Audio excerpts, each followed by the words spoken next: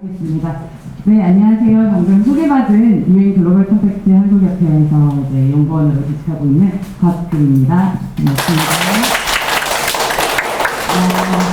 여러분 오늘 이제 마지막 발표자라고 제가 들었는데 아침부터 굉장히 많은 내용들을 커버하느라 좀 지치기도 했을 것 같고 이제 내용들 자체를 좀 궁금한 게 있더라도 시간이 좀 쫓겨서 다 커버하지 못하는 부분이 있을 수 있어요. 그래서 오늘 제가 전반적으로 유엔에서 지금 이야기하고 있는 SDG, 지속가능 발전 목표와 그리고 기후행동, 기업들에게 특히 기후변화 관련해서 어떻게 이제 대응을 하고 있는지에 대해서 다양한 이니셔티브라든지 사례 같은 거 같이 논의하고 그리고 나서 조금 빠르게 지나간 부분들은 나중에 뭐 질문도 받고 아니면 나중에 뭐 개별적으로 이메일로도 문의 받도록 하겠습니다. 네, 그러면은 먼저 시작에 앞서서 제가 소속돼 있는 유엔 글로벌 프로젝트에 대해서 간단히 설명드릴게요. 유엔 글로벌 프로젝트 UNGC라고 들어보신 분?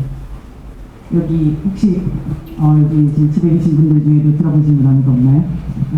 그렇게 친숙한 사실 유엔 기구는 아닌데요. 저희가 뭐 유니세프라든지 유네스코라든지 이런 기구들을 많이들 들어보셨잖아요. 유엔 글로벌 컴팩트는 유엔에서 기업의 사회적 책임, 기업 지속 가능성을 추구하고 지원하는 유엔 기구고요. 그래서 좀 이제 일반 사람들, 저희 같은 일반 사람들이 많이 참여하거나 잘 알려지진 않았지만 실제로 이제 기업의 역할이 유엔에서 봤을 때 사실 예전에는 전통적으로는 국가들 간의 협약이라든지 국가들 간의 정책이 법안이라든지 이런 것들이 전 세계적으로 큰 어떤 영향력을 미쳤다면 어느 순간부터 다국적 기업들이 떠오르면서 80년대, 90년대 지나가면서 이 다국적 기업들이 이런 글로벌 환경에 엄청난 영향을 미치기 시작했죠. 실제로 어떤 나이키 같은 큰 회사가 인도에서 아동노동을 했다든지 아니면은 그 많은 기업들이 예전에 이렇게 환경에 대한 규제가 강화되기 전에 부패 이슈라든지 환경적으로 문제를 일으켰다든지 그래서 이런 부분에 있어서 이제 유엔에서는 책임감을 느끼기 시작했어요. 기업도 사회적 책임을 가져야 됩니다. 그래서 기업이 가지고 있는 부정적인 영향력, 아까 말씀드린 그런 부정적인 활동에 대해서 최소화하고 그리고 대신에 긍정적인 영향력, 기업이 가지고 있는 기술이라든지 파이낸싱 할 수 있는 자원이라든지 이런 내용들에 대해서 혁신을 통해서 긍정적인 영향력을 극대화하는 그런 이제 주체로 기업을 생각하기 시작했고요. 이 유엔 글로벌 컴팩트의 지금 크게 이제 10대 원칙이라는 게 있어요. 다 이제 유엔에서 말하는 글로벌에서 중요하게 생각하는 인권, 노동, 환경, 공급에 각각의 화답에 바탕을 뒀고요. 보시면은 이게 이제 10대 원칙인데 이 인권, 노동, 환경, 반도체에 대한 내용들이 다 굉장히 보편적인 내용입니다. 이런 이유는 사실 기업이 아주 큰 우리가 잘 알려진 글로벌 기업들만 있는 게 아니기 때문에 개도국에 있는 아주 영세한 작은 기업이나 아주 신생 기업 그리고 중소기업 어디에 있는 어떤 위치, 어떤 나라에서 기업을 운영을 하든 어떤 규모이든 간에 이 정도의 보편적인 원칙들은 기업들이 지켜줘야 된다는 원칙으로 10대 원칙이 시행되고요. 그래서 이제 아까 말씀드렸듯이 전 세계에 지금 이렇게 많은 14,000개 정도의 이렇게 10,000개가 기업이에요. 비영리 기구들도 참여해서 파트너십을 이루어서 진행되고 있습니다. 여러분들이 잘 알고 계시는 뭐 이런 유니레버라든지 스타벅스, 네슬레 같은 이런 소비재 기업부터 해서 제조업 그리고 에너지 기업, 차량 이런 이제 에어버스나 머스크 같은 항공 운송업까지 해서 다양한 기업들이 참여하고 있고 국내에서도 주요 대기업들이 많이 참여하고 있습니다. 네, 그럼 이제 본격적으로 오늘 이제 여러분과 함께 나눌 이야기가 글로벌 목표인 SDG, 글로벌 이제 지속가능 발전 목표가 어떻게 흘러가고 있고 여기서 이제 기업들은 어떻게 대응하고 있는지 한번 논의해보겠습니다. 먼저 기업들이 지속가능성이라는 이슈가 기업의 전략에 굉장히 메인스트림으로 이제 자리를 잡고 있어요. 그 이유 중에 가장 큰 게 이제 사실 지금 이제 CSR 관련된 내용, 기후변화 대응이라든지 이런 내용들이 계속 국제화되고 또 정책적으로 새로운 정책이 나타나고 또 다른 동료 기업들이 계속적으로 혁신을 해서 새로운 모델을 만들어내기 때문에 기업들한테 계속적으로 이게 압력도 되고 한편으로는 성장의 동력도 되고 있고 여러분 같은 학생들도 모여서 사실 기업들한테 조금 더 친환경 제품을 만들어달라, 기후변화를 대응해달라 이런 요구들이 늘어나고 있잖아요. 그래서 이런 기업 지속 가능성을 이제 예전처럼 무시하고 지나갈 수 없는 시대가 된 거예요, 기업 입장에서. 그래서 이런 기업의 이런 지속 가능성에 대한 압력이 어떻게 보면 성장과 혁신의 기회이자 그 미래 비즈니스 가치를 창출하는 기회다. 이렇게 생각하고 있고, 실제로 이제 많은 연구들이 지금 진행이 되고 있는데, 특정한 산업군, 이제 뭐 석유, 가스라든지 제약 이런 소비재, 금융 같은 곳에서는 이런 산업 부문에서는 우리가 말하는 환경사회 거버넌스, ESG라고 말하는 이 환경사회 거버넌스에 좋은 성과를 낸 기업들이 보니까 실제로 그 주식 가치가 더 높게 나타나더라. 이런 연구도 있었고요. 네. 그래서 이제 방금 전에 제가 이런 ESG, CSR, 기업 지속 가능성, 우리 용어가 굉장히 많이 나오죠. 크게 지속 가능성이라고 이야기를 할게요. 많은 아젠다가 있으니까.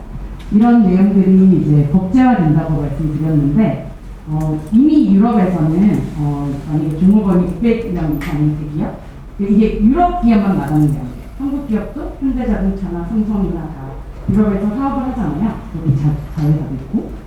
그런 경우 500명 이상인 대기업들은 다 그전에는 성과, 재무 성과라고 하는 우리가 매출이 얼마가 들었고 지출이 얼마가 줄었고 이런 표현, 이런 것만 보고 있다면 그게 아니라 비재무 성과, 우리가 탄소 배출 얼마나 했고 여성 임원이 몇 명이나 되고 부패 이슈가 걸린 게 있는지 이런 부분, 인권, 노동, 환경, 정책에 대해서 각각 어떤 일들이 있었는지 보고하게, 지금 이게 의무사항입니다.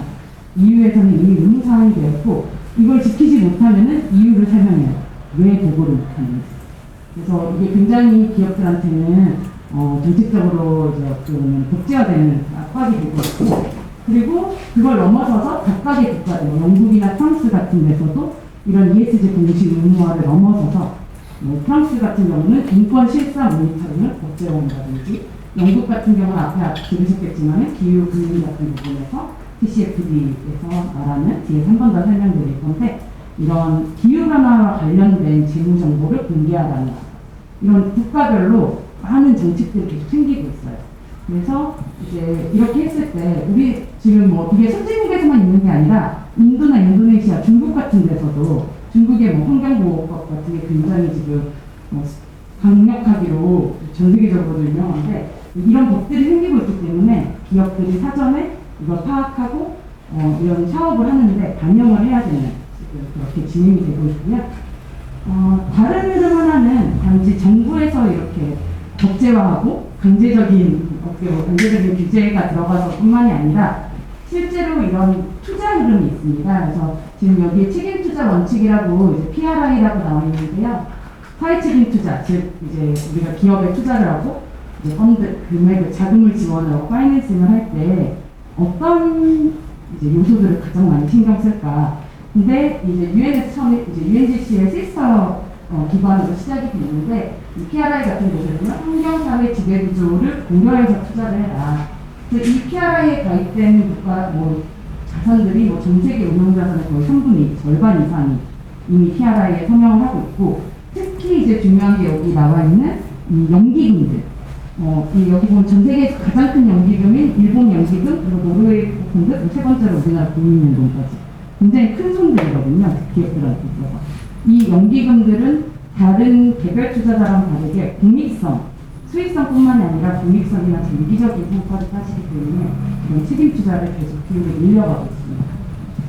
그래서 여기서 이제 사실 투자자의 어떤 영향력이라는 게 얼마나 큰지 여러분이 보실 수가 있는데, 사실 보수적이라고 생각되는 일본 연기금마저도 지금 이런 ESG 평가 인덱스가 늘어나고 있어요. 그래서 여기 나와 있는 특히 카본 이피션시, 탄소율에 대한 이런 인덱스를 만들어서 실제로 탄소 배출량에 있어서 성과를 보이는 기업에 투자를 더해주고, 그리고 이런 노력들을 통해서 SBTI라고 하는 과학 기반의 이제 접근법인데, 뒤에서 한 번 더 설명할 건데, SBTI에 기업들을 참여하도록 계속 푸시를 하고 있는. 그러니까 말 그대로 우리한테 투자를 받으려면 저희가 환경에 있어서 어떤 활동을 하고 있는지, 그리고 어떤 탄소 배출을 줄여가는 전략을 가지고 이제 공개해라라고 말하고 있고, 노르웨이 국부펀드가 두 번째로 큰 연기금인데, 여기가 이제 가장 흔히 말하는 ESG에 있어서 선진화된 연기금 중에 하나인데, 기업의 이런 책임성을 굉장히 강조하고 있어요. 아동 노동에 개입이 됐다든지, 석탄, 탈석 석탄 부분에서 예를 들어서 매출액이나 전력 생산량의 30%가 석탄에 의존하는 기업들 우리가 투자 처리하겠다. 자금을 다 빼겠다라고 선언을 했고 실제로 우리나라의 이제 투자 배제 리스트 중에 우리나라 기업이 이제 들어가 있는데 한국전력이 들어가 있어요. 그래서 한전에 대해서는 이미 이 노르웨이 국토펀드가 몇 년 전부터 계속 논의를 했어요. 한전의 전기 생산이 너무 석탄 의존적. 빨리 이 랩핑을 바꿔라. 그러니까 한 번에 바꿀 수는 없겠죠. 갑자기 한전이 어느 날 갑자기 우리 석탄 안 쓰겠어요 할 수는 없지만 장기적인 플랜 2030년까지, 2050년까지 어떻게 바꿀 것인지 그리고 선언한 내용 어떻게 지킬 것인지 공유해달라고 했는데 이게 이제 그런 심각성에 대한 생각이 달랐던 것인지 이제 한전에서 그만큼의 이제 요구사항을 만족시키지 못했고 결국 이제 한국전력의 투자금을 1,400억 정도 빠지는 이런 일들이 있었고 마찬가지로 지금 이제 GPIF가 탈화석 연료통 퍼슬 프리 캠페인이라는 캠페인을 가장 열심히 참여하고 있는 연기금이고요. 다음에 보시면 마찬가지로 네덜란드 연기금인데 이 연기금도 지금 이 협약, 이 포트폴리오, 이 투자 자산 자체를 파리 협약에 부합하는 포트폴리오로 하겠다. 그래서 2020년 올해까지 2015년 대비 탄소 배출을 25%까지 감축하는 계획을 내놓지 못하면 투자금 빼겠다. 마찬가지로 한전에 한 800억 원이 드는데 올해 2월에 지분을 매각해버렸어요. 사실 지금 아까 1,400억 그리고 또 여기 800억 한전에 하루아침에 지금 거의 2,000억 넘는 돈이 빠졌는데 투자금이 회수가 됐는데 단 하나의 이유 왜 석탄 발전에 대한 비중을 줄이지 못하는 그 비중을 어떻게 진행할 건지 왜 계획을 맞추지 못하는 거. 사실 굉장히 심각한 문제고 이게 단순히 두 기업만, 두 연기금만 그런 게 아니라 이런 큰 연기금들이 이런 선언을 하면은 따라오는 다른 이제 투자 자산사들이 그 방향을 따라가게 되겠죠. 그래서 그 다음으로 나오는 이런 블랙락이나 BNP 파리바 같은 경우는 사실 민간 기업이잖아요. 블랙락 같은 경우 세계 최대의 자산 운용사인데 우리나라 연기금은 10배 정도 되는 자산에 불려요. 우리가 600조니까 6,000조 정도를 돌리고 있는데 올해 초에 이 블랙락의 CEO가 연례 편지, 이제 10년 편지를 써서 자기들이 투자하고 있는 주요 기업들한테 편지를 보냈어요. 주요 내용이 뭐였냐면은 우리는 앞으로 올해부터 투자 결정할 때 환경 지속 가능성을 최우선으로 두겠다. 그러니까 다른 부분에서 앞으로 우리는 일단 환경 리스크 높은 기업들은 점차적으로 투자를 이제 줄여나갈 거고 환경 지속 가능성을 잘 이행하고 있는 기업들의 투자를 늘리겠다.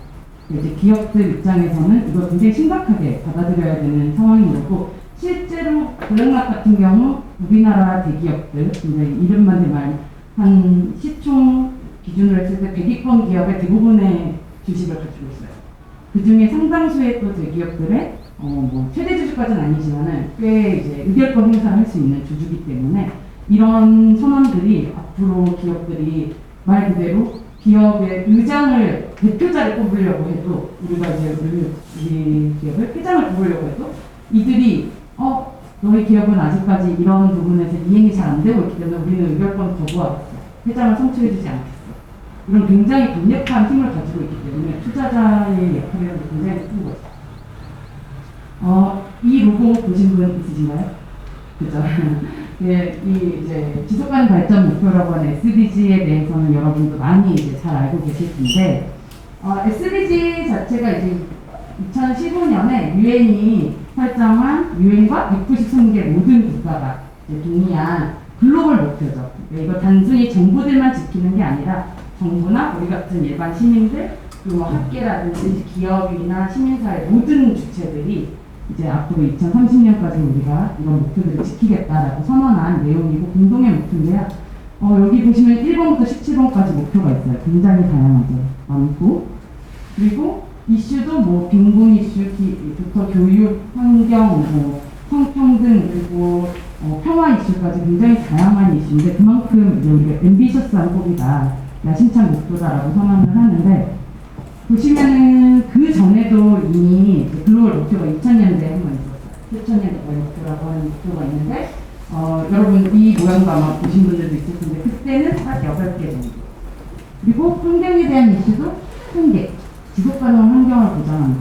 좀 약간 뭉뚱그려서 하나가 있었는데 이 SDG를 설정할 때는 조금 달랐어요. MDG는 정부들끼리 모여서 우리 앞으로 뭘 할까 정하는 건데, SDG 같은 경우는 그렇게 했더니 동의하지 않는 사람이 너무 많은 거예요. SDG는 이미 설정하기 한 2, 3년 전부터 기업 대표, 학계 대표, 학생들, 시민들 하는 의견을 모아서 한 3년간 계속 토론을 했어요. 그렇게 해서 환경적인 요소가 너무 좋다. 그래서 실제로 이제 보면 여기서는 물, 에너지, 그리고 지속 가능한 소비라든지 생산, 기후변화, 해양 생태계, 육상 생태계 이렇게 지금 벌써 그냥 이렇게 딱 바로 보기만 해도 한 5개 정도로 환경 이슈가 구체화됐고, 실제로 이 17개 안에 들어가 있는 각각의 환경 이슈는 더 많다고 했어요. 그래서 지금 잠시만요. 다시 그래서 이 SDG로 넘어오면서 이 선진국뿐만이 아니라 전 세계 모든 국가 그리고 기업을 포함한 모든 이해관계자들이 참여해야 되는, 그리고 이 발전 방향을 계속 확인하는, 그러니까 선언만 하는 게 아니라 매년 이제 국가별로 2년마다 보고서를 내야 돼요. 얼마나 잘 하고 있는지. 그런 이제 성과 보고가 들어가는 시스템이 됐고요. 앞에서 말씀드렸던 이런 투자 측면에 환경사회 이런 영향력이라든지 그리고 10대 원칙이라든지 SDG가 다 이렇게 연계되어 있습니다. 각각 이렇게 따로 노는 게 아니라 이 전 세계의 모든 지금 사회적인 목표, 환경적인 목표가 SDG라는 큰 틀 안에서 가져가고 있어요. 그래서 이제 이거는 이제 간단하게 이제 굉장히 사실 세부적인 내용은 많은데, 그럼 왜 기업이 SDG를 해야 되냐? 왜 기업이 SDG를 이행해야 되냐?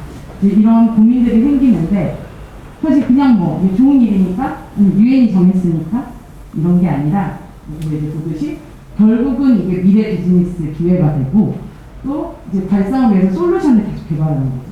이제 플라스틱 이슈가 문제가 됐잖아요.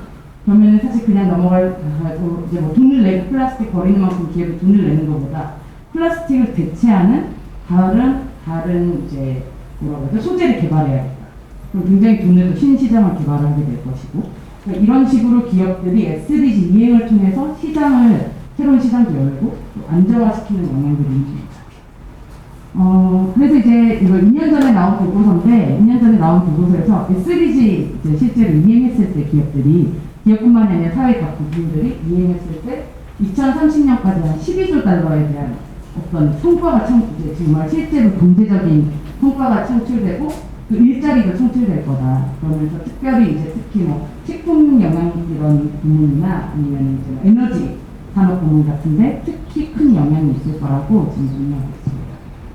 그럼 이제 우리가 조금 더 구체적으로 들어가서 잠깐 다시 한 번만 돌아볼까요? 제가 이제 질문 받았는데 SDG 중에 어느 목표가 가장 중요하다고 생각하나요? 라는 질문을 받았어요. 혹시 여기 계신가요? 질문하는 친구?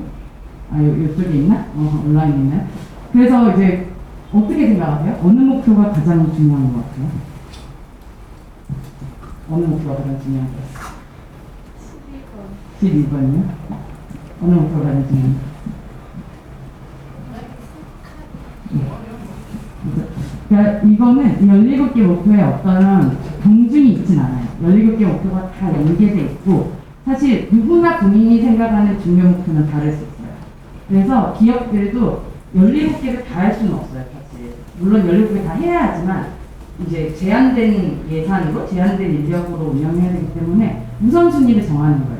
우리 기업이 에너지 기업이면 기후 이슈, 12번 이슈가 굉장히 당장 당면한 이슈이기 때문에 우선적으로 접근을 하고, 그리고 만약에 우리도 마찬가지인 거예요. 나 스스로 몇 번을 가장 먼저 생각할 것인가. 그럼 17개를 다 매일 실천할 수는 없잖아요. 그럼 이제 올해 같은 경우 예를 들어 제가 재작년에는 콤플러스 이런 거 좀 열심히 해보려고 했는데 12번 목표랑 굉장히 연결돼 있죠. 지속 가능한 소비나 생산 부분. 그리고 올해 같은 경우는 저 개인적으로는 정기적으로는 12번 목표, 기후변화 이슈에 대한 대응이 필요하지만 올해 한 해 목표 중에는 성평등 이슈 같은 이제 젠더 이퀄리티 같은 이슈에 조금 더 집중을 하고 싶다. 이렇게 우리 각자가 생각하는 우선순위, 더 중요하게 생각하는 목표들을 설정을 하고 그걸 어떻게 이행하고 관심을 갖느냐. 이렇게 진행할 수 있기 때문에 기업도 마찬가지로 그렇게 우리 기업에게 영향력이 크고 또 우리가 기여를 했을 때 훨씬 큰 임팩트, 더 많은 긍정적인 임팩트를 낼 수 있는 돈들을 골라서 진행을 하고요. 그래서 이제 기후변화 이슈도 그 중에 이제 우리가 조금 좁혀서 들어가 보자면 기후변화를 왜 기업들이 대응해야 되냐.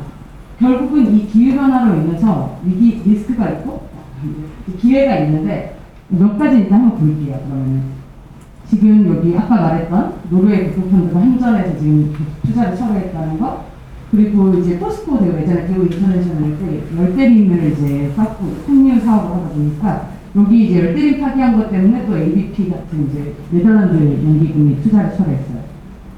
최근에 이 단어 많이 들어보셨죠? 플라이팅.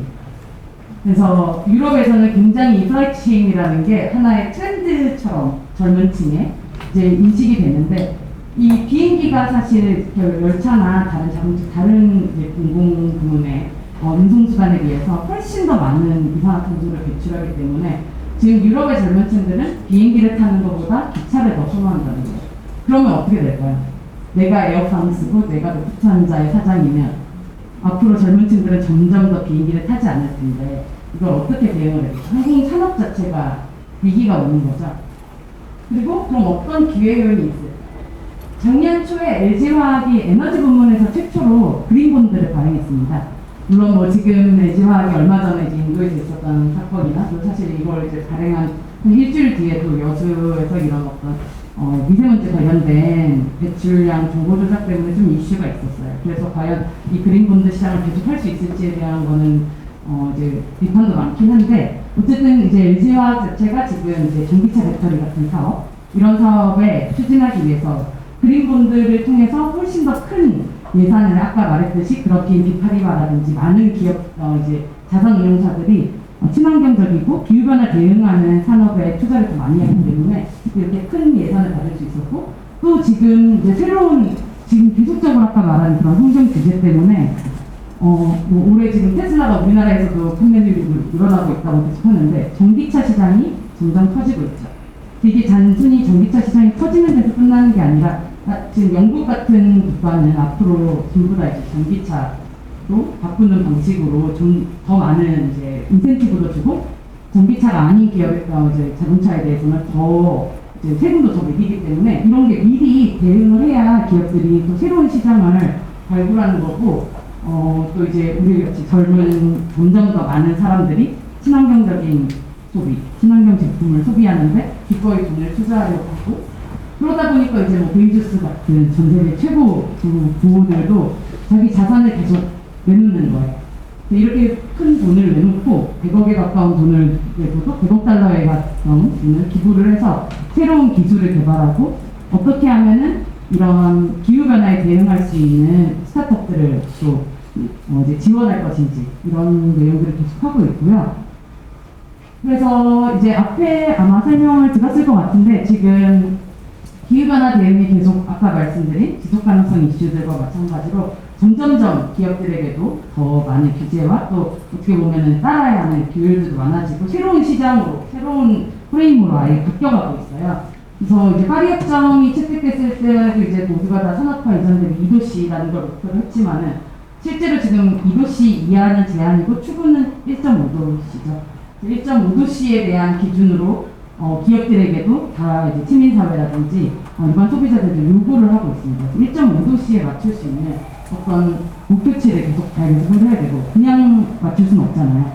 그러면은 그 비즈니스 모델을 바꾸든지 아니면은 새로운 친환경 시장을 개발하든지 프로세스를 혁신하든지 계속적으로 어떤 방안들을 모색해야 되는 상황이고, 그래서 지금 우리 정부 같은 경우도 지금 사실 이제 목표 배출량을 비율 대비 37%로 이렇게 선언을 했는데 아직 1.5도씨에 맞추려면은 이거 한 2배 정도 돼야 된다는 보고가 얼마 전에 있었는데 지금 부족하다. 이게 지금 한국에서 설정한 거에 대해서 부족하고, 하지만은 또 계속적으로 정부에서도 이제 재생에너지 3020이라고 해서 2030년까지 지금 한 7%밖에 안 되는 재생에너지 전력 생산률을 20%까지 끌어올리고, 그 얘기는 즉 더 많은 재생에너지 관련 사업, 재생에너지 관련 스타트업이든 아니면 뭐 태양열이든 풍력이든 이런 기업들한테 훨씬 더 많은 기회가 갈 거고, 또 그걸 미리 준비했던 기업들한테는 새로운 시장을 열 수 있고, 이게 만약에 포트폴리오가 제대로 구성되지 않았을 때는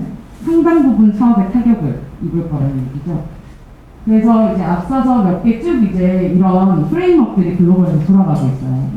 제가 이거를 뭐 일일이 다 설명하기는 미리 자료를 공유했으니까 뭐 재무 이제 아까 잠깐 말씀드렸던 이제 금융 부문에서 집중적으로 얘기하고 있는 기업들한테 이 기후변화 이슈를 어떻게 이사회에 보고하고 CEO들, 제일 위에 탑 커미트먼트 이들이 인지하고 지지하고 있는지에 대한 지배구조부터 시작해서 이 리스크를 파악해서 경영 전략, 아까 말했듯이 이렇게 만약에 우리 정부가 20%까지 재생에너지 중심으로 돌아갔을 때 그러면 그 타임라인에서 우리는 어떻게 지금 경영 전략을 짤 것인가 이런 전략 부분 그리고 기후 관련해서 계속 뭐 물 수자원 사용도 어려워지고 실제로 기후가 변화하면서 이제 실제적으로 사업이 어려워지는 부분들 그런 부분 위험들에 대해서 어떻게 관리하고 있고 최종적으로 그 각각의 기업에 세운 지표나 목표는 뭔지 이렇게 굉장히 구체적으로 이런 조건들을 다 달아서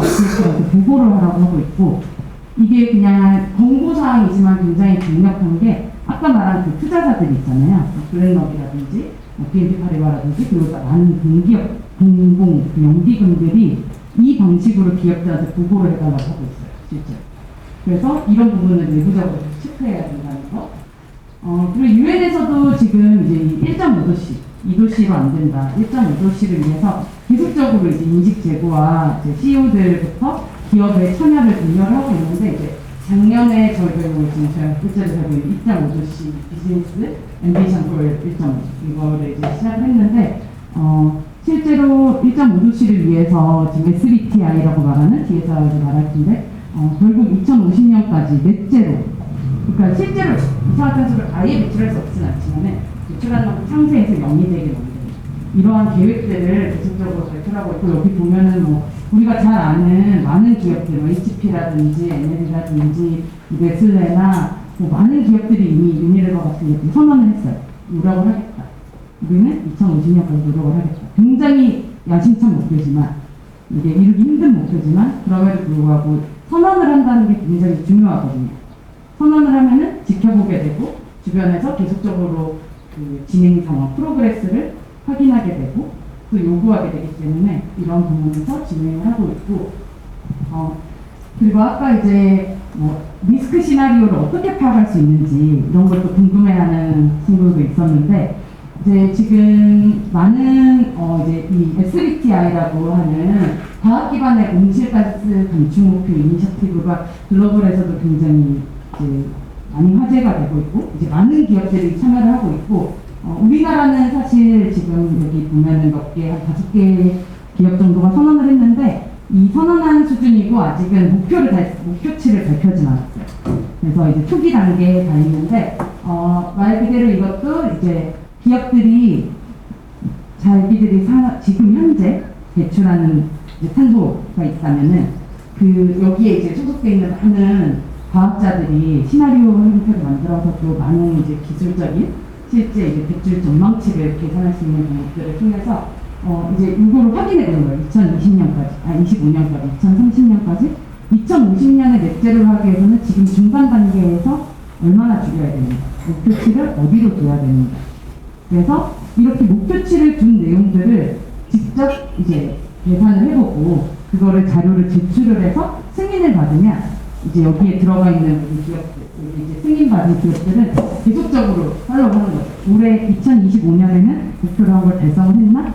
만약에 못했다면 어느 부분이 부족한지, 아니면 초과 달성한 경우 다음 목표를 어떻게 가져갈 것인지 이런 시나리오 방식으로 계속적으로 이제 동료들끼리도 서로 비교를 하면서 그러니까 산업군에서 우리 같은 산업군에서 평균치가 어느 정도 되고 다른 기업은 어느 정도 하고 있고 결국 이게 투자에도 영향을 미치고 일본 연기금이 이제 3TI를 이제 승인 받은 기업들을 우선적으로 투자하겠다 이런 거를 나왔기 때문에 일본 기업들이 최근에 많이 들었어요.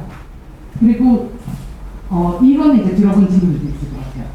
들어봤나요? 이건 좀 많이 알고 있는 것 같은데 재생에너지를 100%로 전환하는 기업에서 사용하는 전력들이 거의 전 세계에서 사용하는 전력의 절반 정도가 기업이 사용한대요.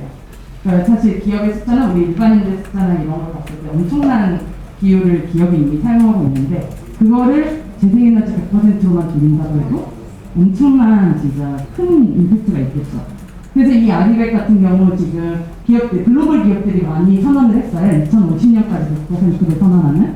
그래서 지금 뭐 MS라든지 애플이라든지 우리가 너무 잘 아는 기업들이 이미 선언을 했고, 애플 같은 경우는 이미 43개국에서 운영하고 있는 그 오피스라든지 그 이제 우리가 같이 방문하는 샵, 이제 리테일 샵 같은 이 거기서 운영하는 정도의 전기는 다 리뉴얼블 에너지를 하고 있고 굉장히 긍정적인 시그널 이미 달성할 수 있을 거라고 하는 시그널이 있는데요. 그래서 여기 이제 뭐 애플 지금 나와 있는데 사례도 이미 애플파크라고 불리는 이 분사는 다 이제 재생에너지 기반으로 구동을 하고 있고 이 애플이 혼자 하는 게 아닌 거예요. 나 혼자 100%만 하는 게 아니라 이미 애플과 MS 이런 그리고 뭐 구글 같은 기업들이 손을 잡고 그 동종 산업군에 있는 기업들한테 너희는 왜 하지 않지? 라고 물어보기 시작한 거예요. 그래서 지금 삼성 같은 경우 아마 올해 발표할 걸로 보이는데 삼성이 계속 뭐 러브콜 아니면 압력을 보내고 있어요. 우리는 아리백을 해. 근데 너희는 아직 선언을 안 했더라?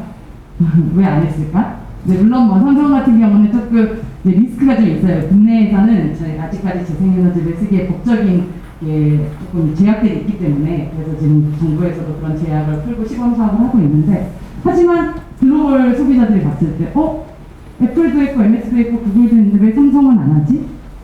라고 생각을 하겠죠. 아무래도. 그렇기 때문에 이런 동종산업에 참여를 독려하게 되고 또 이제 사실 이런 디자인 자체, 제품을 만들 때 최소한 이제 저탄소로 디자인할 수 있는 방법들 그리고 이제 사실 예전에 애플 같은 경우 이런 협력회사 공장 같은 데도 이슈가 몇 번 있었기 때문에 특히 유해 물질 같은 거 노동자 이제 안전 보건을 관리하는 측면에서 굉장히 노력하고 있고요. 다음으로 포드 자동차 같은 사례가 제가 굉장히 재밌게 보는 사례인데 자동차를 만드는데 사실 돈이 어마어마하게 들어가죠. 한 대를 만드는데 그거 하나를 만들게 절삭하고 또 뭐 닦고 다시 붙이고 근데 이 포드에서 이미 2000년에 파악을 한 거예요. 이 물 위기 이 물이 부족해지는 위기는 결국 만약에 물 사용이 부족해지면 우리 비즈니스에 굉장히 치명적이다. 물 사용량이 가격이 올라가든 실제로 사용할 수 있는 게 줄어들든 그래서 이런 사용량의 물 사용 자체를 줄이는 방법을 계속 고민을 한 거예요. 그래서 이거를 그냥 고민을 하는 게 아니라 이미 2015년까지 원래 2000년대에 쓰던 것에서 한 60% 정도 줄여버리겠다. 선언을 먼저 하고 그 선언에 대한 거를 이미 선언했잖아. 아까 선언이 중요하다고 했잖아요. 내가 선언을 했기 때문에 그럼 방법을 찾아야겠죠. 15년이 남았지만 방법을 어떻게든 찾아야 된다. 그래서 계속 이런 방법들을 하다 보니까 이제 폐수, 한번 쓴 물을 재활용하는 방식, 공장에 그런 방식을 계속 넣고 아예 이제 건식으로 절삭하는 이런 기술을 개발을 했어요. 아예.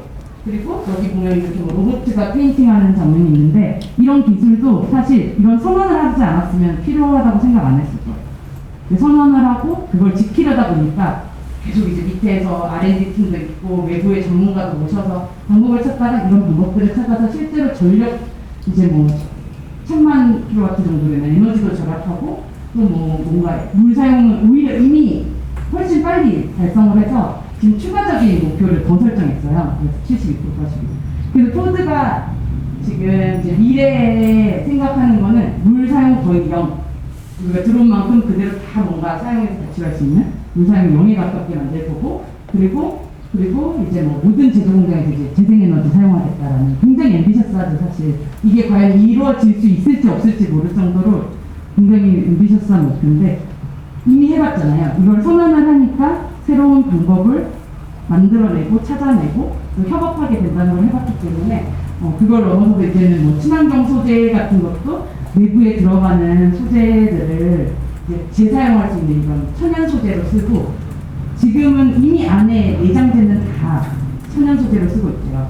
근데 이제 또 약간 앰비셔스한 목표가 이 차체 그 차체마저도 철판 이런 게 아니라 뭔가 천연 소재, 서브스타일 석고 나중에 뭔가 튼튼하면서도 환경에 부담이 안 가는 소재를 개발해보겠다고 선언을 했어요. 그리고 이제 우리가 너무 잘 아는 이런 제품들 파타고니아 같은 경우도 그 창립자부터 환경에 대한 관심이 아주 이제 많은 사람이고, 그래서 이런 지킬 한 벌에 만드는데 너무나 많은 탄소가 배출되고 우리가 소비하고 있기 때문에 스스로도 줄이지만은 또 하나는 고객들한테, 여러분과 같은 고객들한테 사는 것보다는 제가 이제 중고를 입고 또 고쳐서 입고 이런 식으로 소비 패턴을 바꾸는 그런 노력을 하고 있고요. 제가 좋아하는 사례 중에 하나인데요. 유니레버 같은 경우 이미 SDG, 이 지속가능 발전 목표가 2015년에 설정되기 전부터 이 세 가지 목표를 잡았어요. 그러니까 전 세계 10억 명 이상이 건강과 행복을 누릴 수 있도록 돕고, 첫 번째, 그 다음에 환경 발자국을 절반으로 줄인다. 그리고 세 번째, 이 기업의 성장과 함께 우리만 잘 되는 게 아니라 공급망에 있는 사람들의 근무 여건도 개선하겠다. 이렇게 세 가지를 잡았는데, 이 방금 전에 나와 있던 그 사이트 자료 보고 먼저 들어가 보는 사람 있을까요? 한번 오늘 들어가 보세요. 이 사이트에 들어가면은 이렇게 각 부분별로 유니레버가 선언한 부분별로 프로그레스가 나와 있어요. 지금까지 현재까지 어디까지 기업 이미지. 그런데 재밌는 거는 다 설정을 하고 다 이룬 것만 나와 있는 게 아니라 제가 일부러 이걸 가져왔는데 이게 이제 빨간색이죠. 이거는 지금 목표 플랜입니다. 우리 계획만큼은 안 됐어요. 우리가 2020년까지 약속한 것만큼은 아직 많이 부족하다. 하지만은 이걸 왜 투명하게 공개하는 게 중요하다. 이게 이해관계자들에게 투명하게 공개해서 우리가 뭔가는 여기 달성했지만은 뭔가는 아직까지 계획대로 잘 이루어지지 않는다. 그럼으로써 투명하게 공개해서 새로운 또 제안들도 많이 받고 또 부족한 점에 대해서 스스로 개선하는 방법을 찾아가고 있습니다. 그래서 사실 한국 기업들이 좀 부족한 게 이런 목표치를 설정하는 것까지는 있는데 그걸 어디까지 이뤘는지를 공유하는 게 좀 부족하고 그 공개에 대한 압박이 너무 강하다 보니까 약간 말한 야심찬 목표, 앰비셔스한 목표를 잘 안 잡아요. 미리 생각했을 때 우리가 이룰 수 있는 정도? 이렇게 하다 보니까 혁신이 일어나기 좀 어려운 거죠. 그래서 이 사례를 굉장히 좋아하고 특히 이제 잘 아시겠죠. CO2 배출이 가장 큰 산업 부문 중에 하나가 교통과 운송 쪽인데 이미 그 부분에 대해서 너무 잘 이해하고 있고 이 기업들이 그래서 앞으로 기업의 이 중패를 받을 것이라 생각하기 때문에 뭐 바이오 연료도 개발하고 항공사 같은 경우는 그 다음에 뭐 DHL 같은 경우는 지금 이미 2050년까지 넷제로도 선언했을 뿐만 아니라 지금 독일의 몇몇 도시 시범적으로 하고 있는데 몇몇 도시에서는 다 전체 다 전기 트럭, 전기 자동차 그리고 뭐 도보나 자전거 그러니까 CO2 전혀 배출하지 않는 수단으로만 지금 개종을 하고 있어요. 이거를 점점 전 세계적으로 늘려가겠다가 이제 DHL의 목표고 마찬가지로 이제 세계 최대 해운사의 머스크라인 같은 경우도 이 배의 큰 트레인 이런 컨테이너 선들이 다닐 때 배출하는 CO2도 문제지만 항산화물 같은 게 굉장히 몸에도 안 좋기 때문에 이런 유해물질 배출 저감하는데 이미 선도적으로 선언을 하고 이제 방법들을 많이 솔루션을 찾고 있습니다. 그래서 이제 마지막으로 그러면은 우리는 무슨 역할을 할까? 우리 이제 여러분들인 학생이자 저와 같은 시민들은 뭘 할 것인가? 어떤 역할을 할 수 있을 것인가? 첫 번째로 우리가 하는 우리의 롤 중에 하나가 소비자죠. 네, 우리가 오늘도 매일매일 소비를 하고 살잖아요. 그런데 이미 이 소비자 그룹들의 변화가 시작되고 있어요. 아까 말했듯이 파타고니아 같은 경우 매출이 더 신장하고 있고 금융위기 때 유일하게 매출이 떨어지지 않은 기업, 이제 아웃도어 부문 중에 그리고 실제로 점점 더 사람들이 환경적인 부분에 있어서 소비를 고민하기 때문에 소비자로서 우리가 요구할 수도 있는 거죠. 그러니까 우리가 뭐 플라스틱 안 쓰고 빨대를 안 쓰는 것도 중요하지만은 평생 빨대 한 번도 안 쓰고 플라스틱 한 번도 안 쓰고 살 수는 없잖아요. 그러면 우리가 기업에 어떻게 보면 요구를 하는 거예요. 어떻게 하면 잘 썼고 이제 환경적인 데미지가 좀 적은 소재를 개발할 수 있느냐 그런 게 개발됐으면 좋겠다라는 소비자로서 목소리를 계속 내는 거 그리고 또 여기 혹시 주식하시는 분 아무도 없나요? 여기 이쪽에 있나요? 주식하시는 분 본인의 포트폴리오를 한번 보세요. 내가 어느 기업에 투자하고 있나 내가 투자하고 있는 기업이 이미 석탄 발전에 뭐 중심을 두지 않나? 어떻게 보면 석유, 뭐 에너지 기업 중에 그리고 여러분이 직접 주식을 하지 않더라도 저와 같이 이렇게 직장인이 되면 제가 원하지 않아도 꼬박꼬박 국민연금에서 돈을 떼갑니다. 매달 국민연금을 떼가서 착착 쌓이겠죠? 그럼 국민연금이 투자를 저를 대신 하잖아요. 그럼 국민연금이 과연 어떤 기업에 투자를 하는가? 저도 제 돈이 들어가 있으니까 내가 원했든 원하든 않든 이렇게 큰 투자 흐름에 있어서 우리가 투자자로서도 충분히 어떤 투자가 옳은 방향이고 장기적으로 성과가 내면서 또 공익적인 부분인지 단순히 이 투자자 아까 말했던 투자자들이 그게 좋은 활동이라서 그렇게 투자하는 게 아니에요. 석탄에 투자를 한다는 거는 장기적으로 수익이 떨어질 수밖에 없다. 왜냐면 모든 정부들이 지금 석탄 점점 규제하고 석탄은 줄어들 것이고 또 이런 부분 가격 제휴도 떨어지겠죠. 그런 부분에서 거기 투자해가지고는 수익성이 장기적으로 날 수 없기 때문에 안 하는 거거든요. 그래서 이런 측면에서 투자자로서의 우리 역할이 있을 것이고 마지막으로 이제 여기 계신 분들이 한 3, 4년 뒤면은 기업, 여기 물론 기업이라고 하지만 기업이나 정부나 NGO나 어떤 조직이든 들어가서 일을 하게 되겠죠. 그렇게 됐을 때 거기 조직원으로서 내가 신입 직원이라 하더라도 우리 회사가 어느 방향으로 가야 되는지 고민해보고 우리 지금 아까 말한 아리백이라든지 SBTI라든지 이런 부분에서 전 세계적인 흐름이 있는데 우리 회사가 과연 잘 따라가고 있나? 그리고 거기에 내가 어떤 아이디어를 더할 수 있을까? 그리고 10년, 20년이 더 지나면은 여러분이 의사결정권이 자가 되겠죠. 내가 CEO가 됐을 때. 뭐 10년, 20년 안 기다리더라도 내가 이 관련된 스타트업을 만들 수도 있는 거고, 기업의 CEO가 될 수 있는 거고, 내가 의사결정권자가 됐을 때 이러한 흐름들에 대해서, 기후변화 이슈에 대해서 얼마나 심각하게 내가 받아들이고, 액션을 취할 수 있는 거죠. 결국은 이런 우리가 가지고 있는 게 단지 학생이 아니라 소비자이자 투자자이자 또 미래의 인재잖아요. 사실 이제 많은 기업들이 윤리적이고 친환경적이고 또 좋은 기업 문화를 갖추려고 하는 가장 큰 이유는 인재를 데려오고 싶어서요.